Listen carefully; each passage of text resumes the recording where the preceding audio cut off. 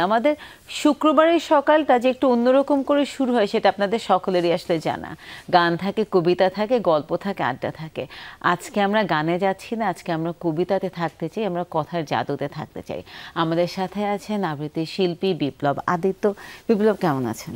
ভালো আছি, আপনারা কেমন আছেন? আমরাও ভালো আছি। কিন্তু এই সব কিছু যা হচ্ছে দেশে গত এক সপ্তাহ ধরে আসলে আমরা যা মানে 1 জুলাইয়ের যে ক্ষত যেটা আমাদের আছে সেটি আসলে আমাদের সারেনি, সেটা কখনো সারবেও না।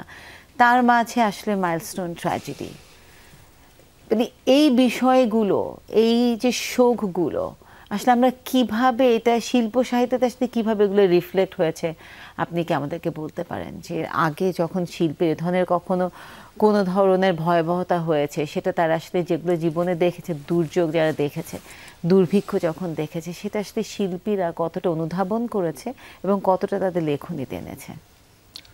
হ্যাঁ, অবশ্যই। যেটা হয়েছে যে আসলে আমরা এখনো অবধি, আজ অবধি, এই মুহূর্ত অবধি সেই মুহূর্ত থেকে বেরোতে পারিনি। কারণ হঠাৎ করেই সেদিন দুপুরবেলা আমার মনে হয় সবারই প্রায় লাঞ্চ আওয়ার ছিল। তো যে জায়গা থেকে সবাই কর্মব্যস্ত ছিলাম, মানে এইরকম একটা ঘটনা ঘটবে এটা আসলে আমরা কেউই মানে প্রত্যাশা করিনি। এবং আমরা অবশ্যই শোকাহত এবং স্তব্ধ, সত্যি কথা বলতে। দেখা যাচ্ছে বিশেষ করে আমি বা আমরা যারা শিল্পী মহলে আছি, আমরা সবাই আসলে বাকরুদ্ধ যে আসলে কী হলো। এবং এইটাকে কেন্দ্র করে দেখা যাচ্ছে যে আমাদের যে সমস্ত চর্চাগুলো বা যে ভালো লাগার যে বিষয়গুলো ছিল, আসলে সব কিছুই যেন মন থেকে মনে হচ্ছে থেমে আছে একদম। হ্যাঁ, যে আসলে ইচ্ছে করলেই আমি একটু হাসতে পারছি না, আমার মনে কিছু চিন্তা সেটাও আসছে না। সারাক্ষণ মনের মধ্যে একটাই চিন্তা যে আসলে কী হলো এবং এখনও কি হচ্ছে। এই যে সমস্ত বাচ্চাগুলো হাসপাতালে ভর্তি আছে, বিভিন্নভাবে আছে, কারোর খুব ক্রাইসিস মোমেন্ট আছে। আমি জানি না আজকে এখন এই মুহূর্তে আমি কি খবর পাবো যে বাচ্চাটা এখন আইসিইউতে আছে বা এইচডিইউতে আছে। তো এই যে প্রতিটা মুহূর্ত, এবং সবচেয়ে বড় ব্যাপার হচ্ছে আমরা ঘটনার সাক্ষী হয়ে আমরা যেই কষ্টটা পাচ্ছি, যারা আসলে এটার প্রত্যক্ষভাবে জড়িত, বিশেষ করে বাবা মা, তাদের আত্মীয় স্বজন, এই মানুষগুলো, এবং এই যে সহপাঠীরা যে স্কুলে যাবে কালকে থেকে পরশু থেকে, তারা কি করে মনোযোগ বসাবে পড়াশোনাতে? তারা সারাক্ষণ ভাববে যে আমার বন্ধুটা ছিল, আমার পাশের বন্ধুটা নেই, আমার সহপাঠীটা নেই, আমার সেই সহপাঠীটা নেই। এবং আমরা বিভিন্ন ঘটনা দেখতে পেয়েছি যেগুলো আসলে আমাদেরকে কি বলে যে গুজবাম করে, যে এগুলো আসলে মেনে নেওয়ার মতো না, একেবারেই না।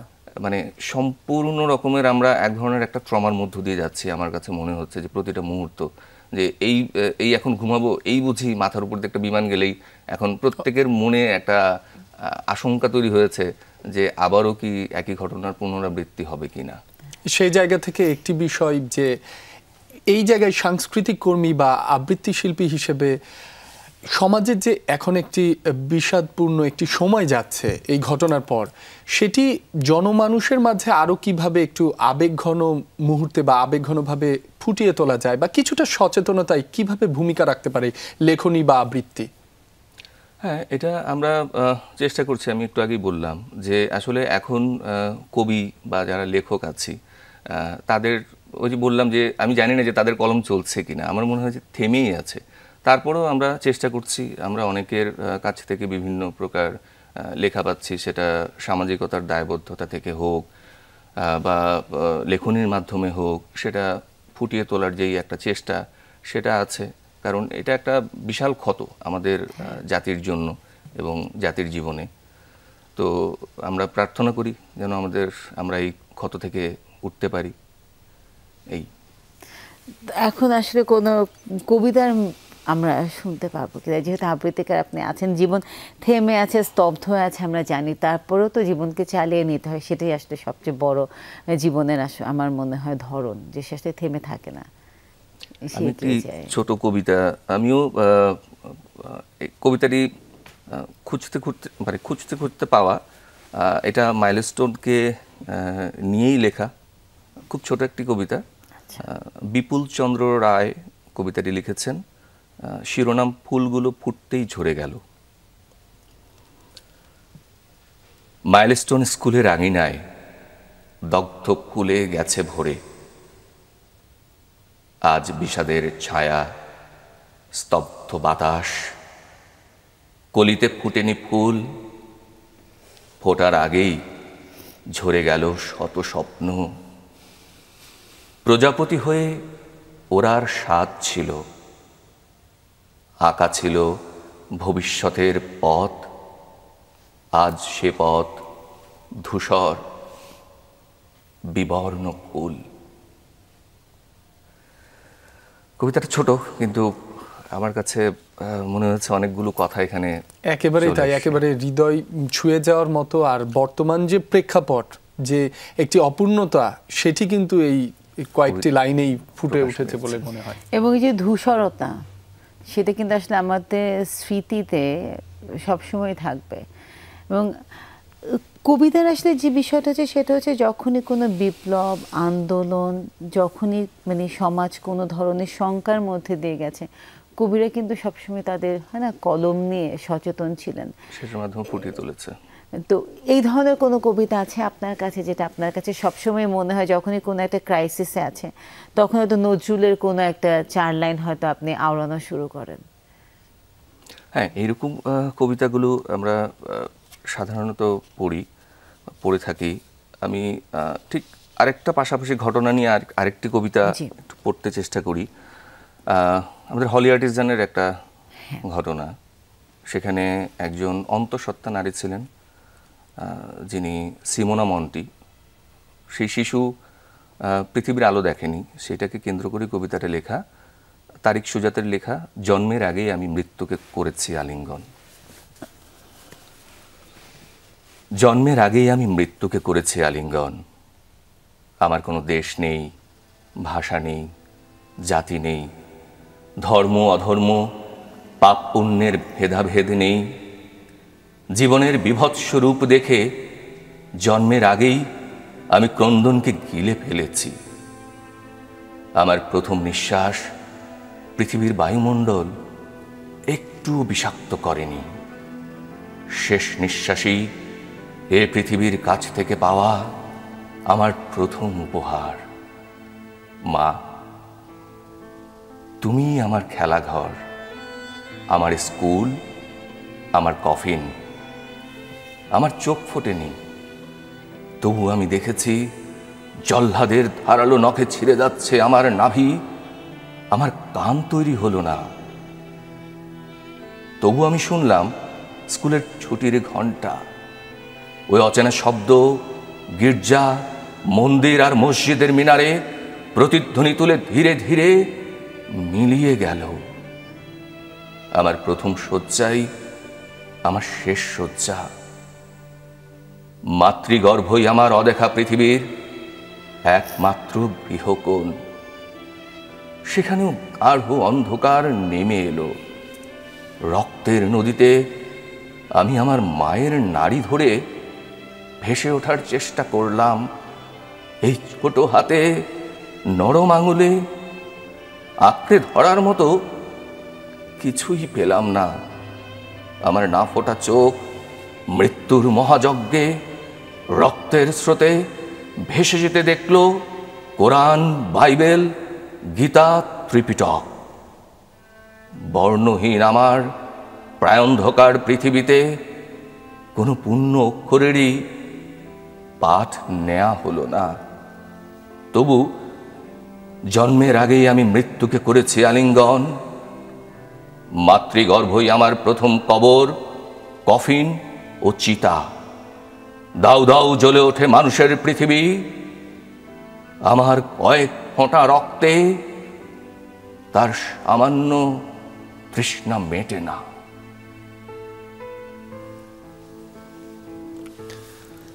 আমরা হলি আর্টিজানের প্রেক্ষাপটে একটি কবিতা আপনার কণ্ঠে শুনেছি। ঠিক মনে হলো যে সেই সময়টাই ফিরে গেলাম এবং একটি অন্তঃসত্ত্বা নারীর যে সন্তান, যিনি পৃথিবীতে আসার আগেই বিদায় নিতে হয়েছে নির্মমভাবে, তার যে অব্যক্ত কথাগুলো, সেগুলোই মনে হলো একেবারে আমরা শুনলাম আপনার মাধ্যমে বা লেখনির মাধ্যমে। এই যে বর্তমান একটি দুর্যোগ চলছে বা একটি অপূর্ণতা চলছে, এতগুলো কোমলমতি শিশু পৃথিবী থেকে বিদায় নিতে হয়েছে, তাদের ভবিষ্যৎগুলো নষ্ট হয়েছে আর কি, ঝরে গেছে তারা আর কি, তাদের ভবিষ্যৎ। তো এমন প্রেক্ষাপটে আমরা আর কি কি কবিতা আপনার থেকে শুনতে পারি যেগুলো আর কি একটু ভিন্ন আবহের সৃষ্টি করতে পারে, পাশাপাশি জনমানুষকেও কিছুটা সচেতন বা কিছুটা আবেগ ঘন পরিবেশ সৃষ্টি করে দিতে পারে? আমি পড়ছি নবারুণ ভট্টাচার্যের লেখা ডানাওয়ালা কবিতা। বাতাসে টাকা উঠছে, তুমি ভাবলে প্রজাপতি, এবং লিখে ফেললে একটি হালকা রঙিন কবিতা। আকাশে উঠছে যুদ্ধ বিমান, তুমি ভাবলে পাখির ঝাঁক, এবং সেই লিখে ফেললে একাধিক ডানাওয়ালা কবিতা। এইভাবেই তুমি বুলেটকে ভেবেছ লিপস্টিক, বোমার ধোঁয়াকে ভেবেছ মেঘ। তাই শিশুদের ছেঁড়া হাত, বুক ফুটো মানুষ, বিধ্বস্ত হাসপাতাল, কিছুই তোমার চোখে পড়েনি। তোমাকে বোকা বললে পুরোটা বলা হলো না। ওয়েস্ট পেপার বাস্কেটরাও চিৎকার করে বলছে তোমার কবিতা তারা নিতে চায় না।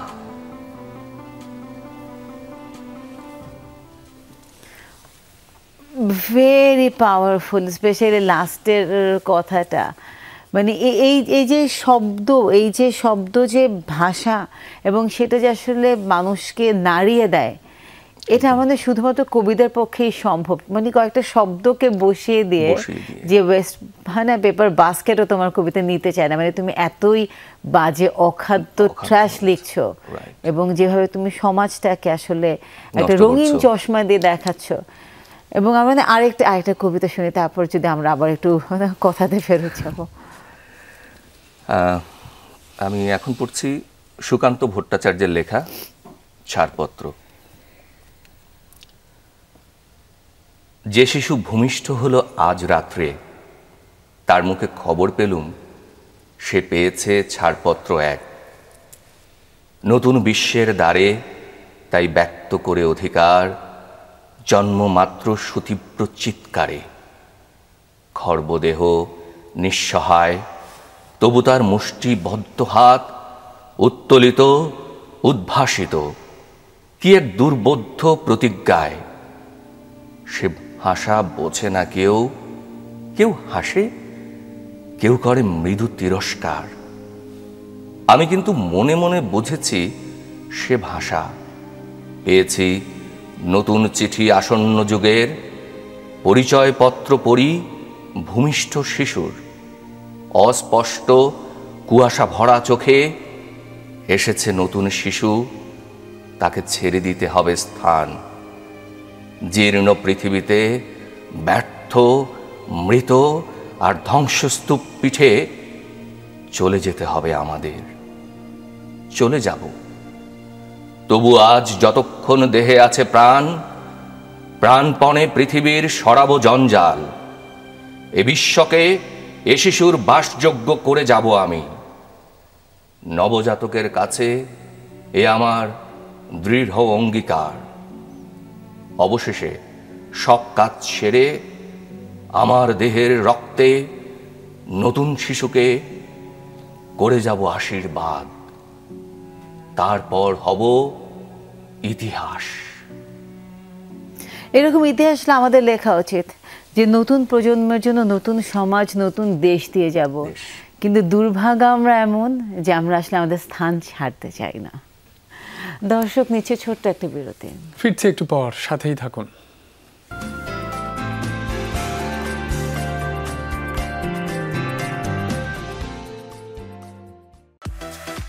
Country's biggest hypermarket at Chamuna Feature Park. We provide the best products around the world. Explore our wide variety of imported goods, imported chocolates and chips, exclusive toys and gift items, world-class furniture, color cosmetics, hygiene and organized bakery and restaurant, sweet and tea corner, world-famous fragrance collection, huge variety of fish and meat, farm-fresh vegetables, organic fruits, all your daily essentials under one roof. Use membership card for exclusive discounts. Wholesale Club, we make life easier. Jomuna refrigerator.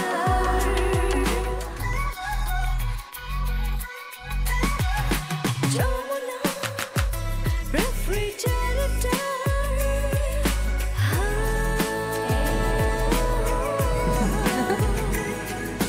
Jomuna refrigerator. Innovation for smarter life. Refrigerator.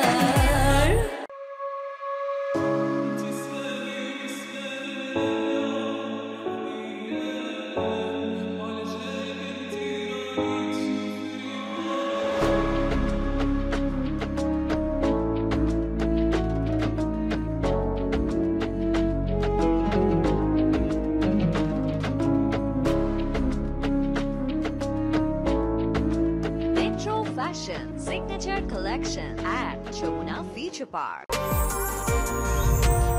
বাংলাদেশের প্রথম 5G AI inverter যুক্ত সর্বোচ্চ বিদ্যুৎ সাশ্রয়ী Jamuna air conditioner.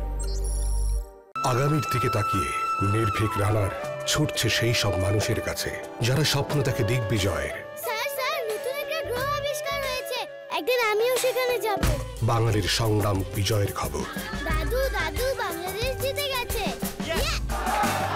সাহসী চোখে সত্যের সন্ধানে অন্যায় দুর্নীতির বিরুদ্ধে সোচ্চার।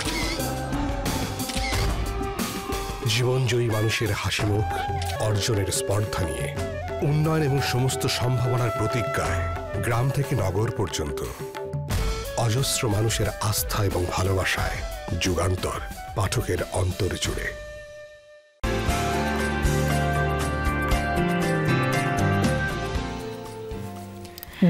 বিরতির পর সকালের বাংলাদেশ আপনাদের সবাইকে স্বাগত। রুনি আছে, আমি মাসুম রাব্বিও সাথে আছি, আর আমাদের সাথে বিশেষ অতিথি রয়েছেন বিপ্লবাদিত আবৃত্তি শিল্পী ও একজন সাংস্কৃতিক কর্মী। আমরা বিরতির আগে আপনার কবিতা আবৃত্তি শুনছিলাম, এবার আমরা কি কবিতা শুনবো আপনার কণ্ঠে? এবার পড়ছি কাজী নজরুল ইসলামের লেখা কোথায় ছিলাম আমি। মাগো,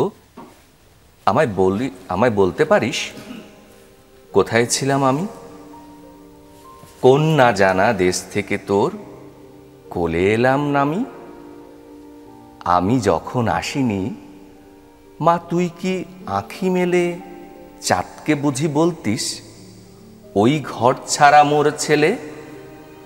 শুকতারাকে বলতিস কি আয়রে নেমে আয়, তোর রূপ যে মায়ের কোলে বেশি শোভা পায়। কাজলা দিঘির নাইতে গিয়ে পদ্ম ফুলের মুখে দেখতিস কি আমার ছায়া উঠত কাঁদন বুকে। গাঙে যখন বান আসত জানত না মা কেউ, তোর বুকে কি আসতাম আমি হয়ে স্নেহের ঢেউ। আমি আসলে চিন্তা করছি সেই সব মাদের কথা যারা হয়তো মানে হয় না ছোটবেলায় সন্তানদেরকে বলতো মানুষ মরে গেলে আকাশে তারা হয়েছে, তাদের জন্য এটা এখন কত ডিফিকাল্ট যে আসলে তাদের সন্তানরাই আকাশে তারা হয়ে গেছে। সেই আকাশের দিকে তাকালে তাদের একই সাথে সেই তারার অনুভূতি আসবে, পাশাপাশি যদি সে সময় কোনো বিমান দেখতে পাই তাকে দোষারোপ করবে। একদম। আমরা আরো একটি কবিতায় যেতে চাই।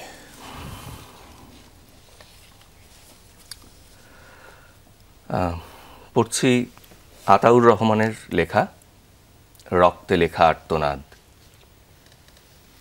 হে বাংলাদেশ, আমি সোহাগ বলছি, তোমারই মাটির সন্তান, ঘাম ঝরানো সকাল সন্ধ্যার খাঁটি শ্রমিক।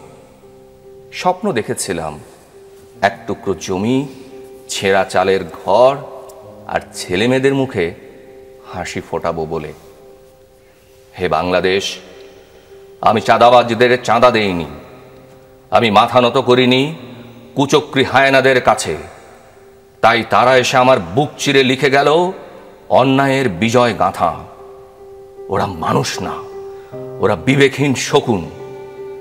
ওরা রাতের আধারে মুখোশ পড়ে, দিন দুপুরে গিলে খায় প্রান্তিকের নিঃশ্বাস। হে বাংলাদেশ, আজ আমার স্ত্রী যে প্রতিদিন চোখ রাখত জানালায়, তার চোখে নেই আর প্রতীক্ষার দীপ্তি, শুধু অন্ধকারে ঘেরা দীর্ঘ হাহাকার। আমার সন্তানেরা যারা বলতো আব্বু, তাদের ওই ডাক যেন বুকে বজ্রাঘাত। তারা জানে না কেন আর ফিরব না আমি। হে বাংলাদেশ, আমার ঘাম, আমার স্বপ্ন, আমার সৎ পথ চলা সবই পিষে গেল পাথরের নিচে, শুধু এই জন্য যে আমি না বলেছিলাম দুর্নীতির পক্ষে, অন্যায়ের প্রস্তাবে। হে বাংলাদেশ, তুমি সাক্ষী থেকো, আমি মাথা নত করিনি, আমি পা চাটিনি হায়নাদের। তুমি জানো আমি চেষ্টা করেছি মানুষ হয়ে বাঁচতে। হে বাংলাদেশ, তোমার মাটিতে পড়ে আছে আমার রক্ত, তোমার বাতাসে ভাসছে আমার শেষ নিঃশ্বাস। আমার একটাই অনুরোধ, আমার সন্তানদের মানুষ করো। ওরা যেন হায়না না হয়, ওরা যেন ভালোবাসতে শেখে, সত্য বলার সাহস পায়। আরেকটা আমি যেন আর না জন্মায় রক্তাক্ত হওয়ার জন্য।